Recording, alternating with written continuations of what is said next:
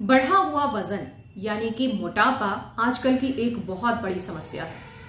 खास तौर से जिन लोगों का बेली फैट ज्यादा है यानी पेट के हिस्से पर ज्यादा फैट नजर आता है, उनको बहुत प्रॉब्लम होती है इसको घटाने में। दोस्तों, मेरा नाम है डॉक्टर नम्रता श्रीवास्तव, आपकी सेहत की दोस्त।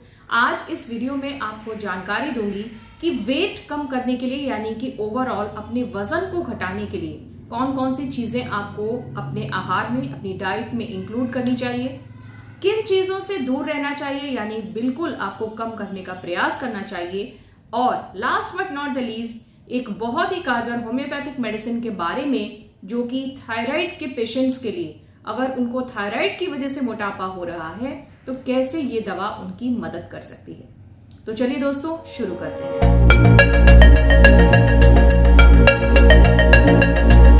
दोस्तों, आगे बढ़ने से पहले अगर आप मेरे चैनल पर पहली बार आए हैं तो मैं आपसे रिक्वेस्ट करती हूँ कि आप इस वीडियो को लाइक जरूर करें, फ्रेंड्स और फैमिली में शेयर करें, और अगर चैनल को सब्सक्राइब नहीं किया है तो प्लीज सब्सक्राइब करें और बेल नोटिफिकेशन को दबा दें।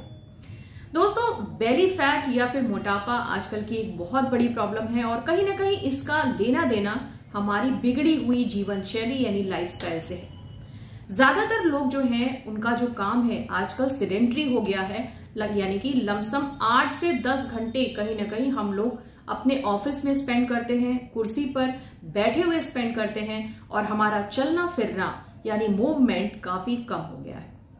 ऐसी स्थिति में हम जो कुछ भी खाते हैं वो कहीं ना कहीं एक्सेस जो एनर्जी हमारी मेटाबोलाइज नहीं हो पाती है वो फैट के रूप में जाके एकत्रित होती है और बढ़े हुए वजन के रूप में हमारे सामने आती है।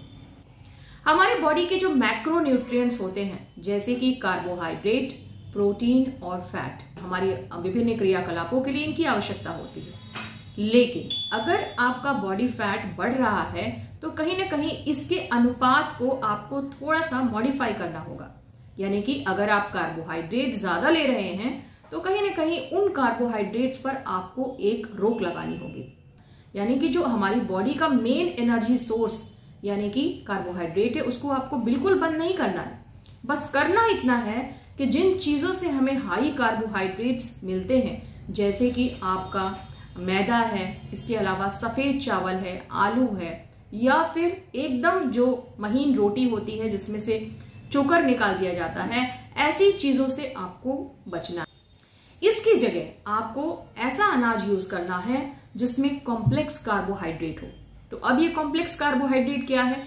कॉम्प्लेक्स कार्बोहाइड्रेट यानी भोजन में कुछ ऐसी चीजें होती हैं, फूड आइटम्स, जो कि बहुत तेजी से ग्लूकोज में कन्वर्ट नहीं होते हैं, स्लोली मेटाबोलाइज होते हैं, धीरे धीरे करके आपको एनर्जी प्रोवाइड करते रहते हैं और आपका वजन भी नहीं बढ़ाते हैं। इसमें सबसे सेफ जो मुझे लगता है आपके लिए सबसे फायदेमंद है अगर आप मोटापे की समस्या से ग्रस्त हैं, और वो है मोटा अनाज यानी मिलेट्स जैसे कि ज्वार, बाजरा, इसके अलावा चना, मक्का, कोदो, नाचनी, ये सारे ऐसे मोटे अनाज हैं जिनका आटा बनाकर यानी मिक्स आटे के रूप में आप इस्तेमाल कर सकते हैं।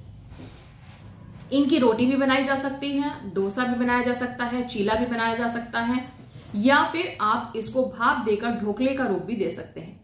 ये काफी बेनिफिशियल होते हैं और धीरे धीरे करके आपकी बॉडी को एनर्जी प्रोवाइड करते रहते हैं, और तेजी से सिंपल कार्बोहाइड्रेट की जगह जैसे कि मैदा है, चावल है, इनकी तरह तेजी से आपके ब्लड शुगर लेवल को और ग्लूकोज लेवल को नहीं बढ़ाते हैं। नेक्स्ट हमारा आता है प्रोटीन भी हमारी बॉडी का एक बहुत ही मेजर सोर्स है एनर्जी का, साथ ही साथ हमारी मसल्स को, मांसपेशियों के विकास का, और बहुत सारी हमारी बॉडी में एक्टिविटीज प्रोटीन की वजह से होती हैं। हार्मोन्स का भी निर्माण होता है, यानी कि हमें एनर्जी भी प्रोवाइड करता है। अब हमें प्रोटीन मिलता है विभिन्न प्रकार की दालों से मिल सकता है। अगर आप वेजिटेरियन हैं तो दाल इसका एक प्रमुख सोर्स है। इसके अलावा लेग्यूम्स जैसे कि चना है, मूंग है, या फिर अन्य जो सीरियल्स होते हैं उनसे आपको प्रोटीन मिलता है। इसके अलावा दूध और दूध से बनी हुई चीजों से आपको भरपूर मात्रा में प्रोटीन मिलता है। ड्राई फ्रूट से आपको प्रोटीन मिलता है। इन सारी चीजों से आपको प्रोटीन की एक अच्छी मात्रा मिलती है।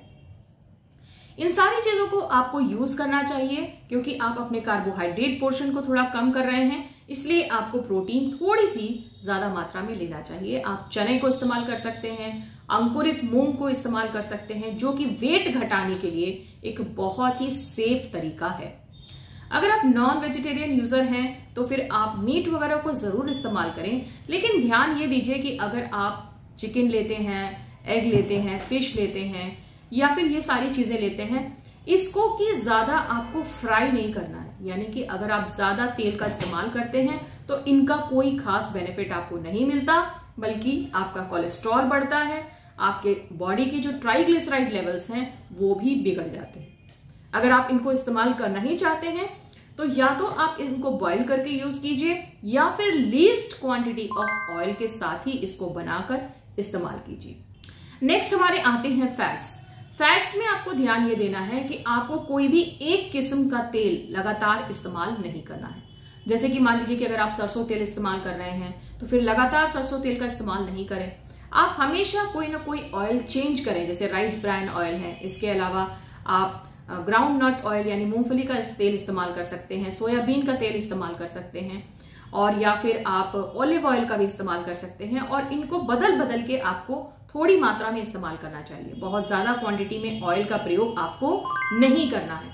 याद रखिए, अगर आप इनको नहीं इस्तेमाल करते हैं तो बहुत बेहतर है, या इस्तेमाल करना भी है तो आप कम क्वांटिटी में करें, और इससे भी आपको काफी बेनिफिट देखने को कुछ ही हफ्तों में, कुछ ही सप्ताह में देखने को मिलता है।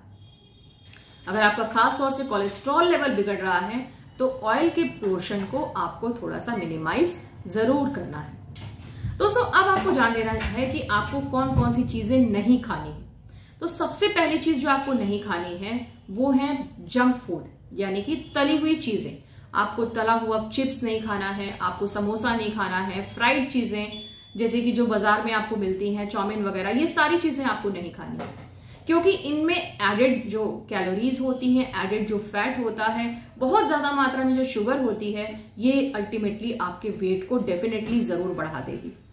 तो इसलिए आपको इस तरीके के जंक फूड से बिल्कुल दूर रहना है, और साथ ही साथ आपको जो पैकेज चीजें होती हैं, मैदे से बने हुए जो आइटम होते हैं, नमकीन है, मैगी है, पास्ता है, इन सारी चीजों को आपको कट ऑफ करना है।